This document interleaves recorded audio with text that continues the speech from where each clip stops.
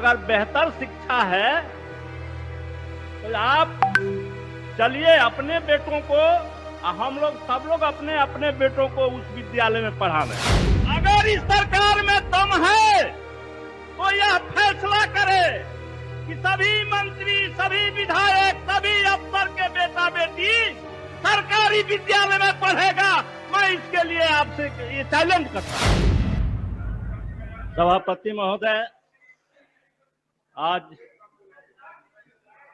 शिक्षा विभाग के अनुदान मांग पर वाद विवाद चल रहा है।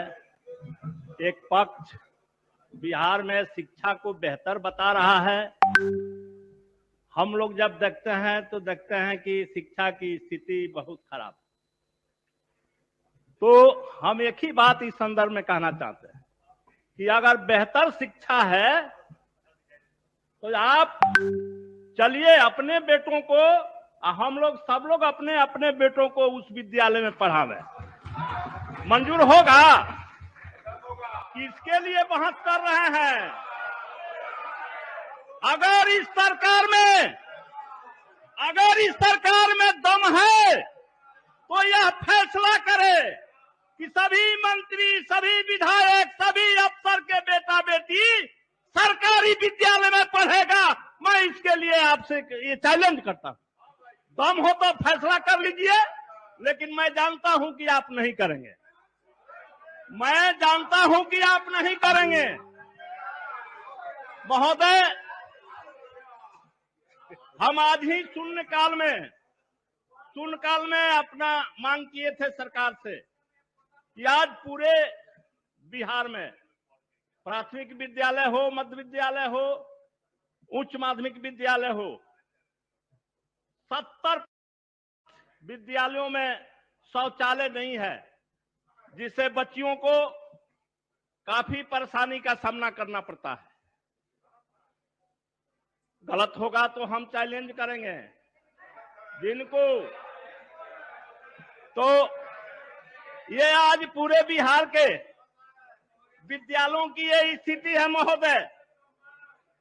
हम यो कह दीजिए कि गलत है कि जितने मध्य विद्यालय को उत्क्रमित करके आपने उच्च माध्यमिक विद्यालय में तब्दील किया है, क्या ये बात सही नहीं है कि प्राथमिक विद्यालय के शिक्षक, मध्य विद्यालय के शिक्षक उच्च माध्यमिक विद्यालय के बच्चों को पढ़ा रहा है?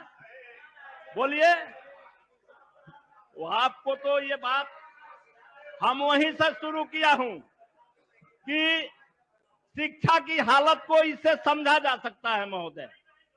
शिक्षा की हालत को इससे समझा जा सकता है कि प्राथमिक विद्यालय के शिक्षक उच्च माध्यमिक विद्यालय के छात्रों को पढ़ा रहा है। यही नहीं महोदय, यही नहीं, स्कूलों में पढ़ाई नहीं हो रही है और बच्चों के परीक्षा लिया जा रहा है। मुझे समय जा रहा है। अब बोलिए ना, बोलिए। बैठाइए उनको, आप बोलिए ना। मैं इस सदन में कहना चाहता हूं कि अगर माननीय सदस्य ने कहा है कि विनोद मिश्र के लड़का विदेश में पढ़ता है, तो मैं कहना चाहता हूं कि वो आपके नीति के कारण है। लेकिन मैं आपसे तो ये कहना चाहता हूं कि विनोद मिश्र के तो लड़के ही नहीं है, आपको कहां से पता चल गई है? अब देखिए इतना झूठ मत बोलिए। मुझे मालूम है कि केंद्र से झूठ का पहरा जो है ये बिहार सरकार पढ़ ली है, मुझे मालूम है महोदय। ये नीति आयोग का जो रिपोर्ट है महोदय, ये नीति आयोग का जो रिपोर्ट है, वर्षों के न्याय के साथ विकास, ये सरकार के नारे के पोल खोल दिया है महोदय। ये पोल खुल गई है और सरकार को सच्चाई स्वीकार करनी चाहिए। आप सरकार से मैं ये कहना चाहता हूं कि जो नीति आयोग वो हमने नहीं बनाया है, वो आप ही की सरकार की बनाई हुई संस्था है। और जब वो कह दिया है कि बिहार चौथे स्थान पर फीसदी है, पूरे देश में सबसे फीसदी है, तो इसको ईमानदारी पूर्वक कबूल करनी चाहिए, स्वीकार करनी चाहिए। माननीय सदस्य नहीं श्री तो अजय ये कुमार और सिंह। पोल खुलेगा महोदय। महोदय अभी थोड़ा सा और हमको समय दे दिया जाए।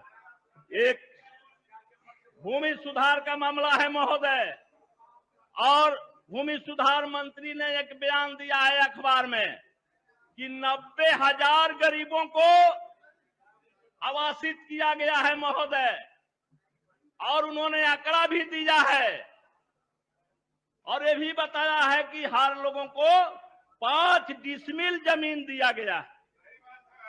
5 डिसमिल महोदय, ये 90,000 लोगों को आप ही थोड़ा, हमारा गणित बहुत कमजोर है, आप ही थोड़ा गुना भाग करके हमको बता दीजिए कि 90,000 लोगों को 5 डिसमिल के हिसाब से कितनी जमीन हुई, और इन्होंने जमीन का जो आंकड़ा दिया है वह महज 52 एकड़ का आंकड़ा दिया है। यह किस तरह का झूठ है महोदय? बिहार के लोगों को किस तरह से दिग्भ्रमित किया जा रहा है महोदय? मुझे ये माननीय समझ में सदस्य श्री नहीं आ अजय रहा है। कुमार सिंह। हाँ? अब बताइए, यह झूठ अपना आंकड़ा अपने नहीं संभाल के देते हैं और बिहार के लोगों को समाप्त कीजिए। क्या आप मूर्ख समझ लिए हैं? माननीय सदस्य श्री अजय कुमार जी। महोदय एक मिनट और रुक जाइए, 1 मिनट और रुक जाइए।